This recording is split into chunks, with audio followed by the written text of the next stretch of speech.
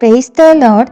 உங்களுக்காக கொடுக்கப்பட்ட இன்றைய வார்த்தை ஏசாயா 43:19. இதோ நான் புதிய காரியத்தை செய்கிறேன், இப்போதே அது தோன்றும். கர்த்தருக்குள் பிரியமானவர்களே, கர்த்தர் உங்கள் வாழ்வில் புதிய காரியங்களை செய்வார் என்று விசுவாசிக்கிறீர்களா? இன்றைக்கு நீங்கள் விசுவாசித்தால் தேவனுடைய மகிமையை காண்பீர்கள். ஒவ்வொரு வருஷமும் நீங்கள் எதிர்பார்த்த முடிவை காணாமல் ஏமாந்து போய் கொண்டிருக்கிறீர்கள் அல்லவா? கலங்காதீர்கள். கர்த்தர் உங்கள் வாழ்வில் புதிய காரியங்களை செய்வார். சோர்ந்து போகாமல் எப்பொழுதும் ஜெபம் பண்ண வேண்டும் என்று வேதம் சொல்லுகிறது. ஆனால் உங்கள் வாழ்க்கையில் சோர்ந்து போய் என்ன பண்ணுவது என்று கூட தெரியாமல் மற்றவர்களுடைய ஆலோசனையில் நடந்து கொண்டு இருப்பீர்கள்.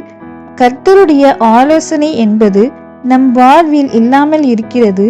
நாம் எப்போதெல்லாம் அவருடைய ஆலோசனையில் நடக்கிறோமோ, நாம் எப்போதெல்லாம் சோர்ந்து போகாமல் ஜெபிக்கிறோமோ, அப்பொழுது நம் வாழ்வில் புதிய காரியங்களை செய்வார். நாம் இப்போது ஜெபிக்காமல், வேதத்தை வாசிக்காமல், தேவனிடம் நமக்கு வேண்டியவைகளை கேட்காமல் நினைப்பது நடக்கணும் என்றால் நிச்சயமாக நடக்காது. நாம் எப்போதெல்லாம் தேவனை சார்ந்து வாழ்கிறோமோ அப்போதுதான் நம் வாழ்வில் நம் கற்பனை செய்து பார்க்க முடியாத புதிய புதிய காரியங்களை செய்வார்.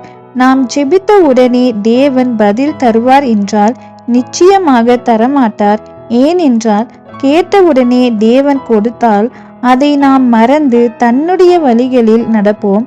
ஆனால் நாம் கேட்டது உடனே கிடைக்காமல் தாமதமானால் தேவன் மேலுள்ள விசுவாசம் குறையாமல் அவருடைய செம்மையான வழிகளில் நடப்போம்.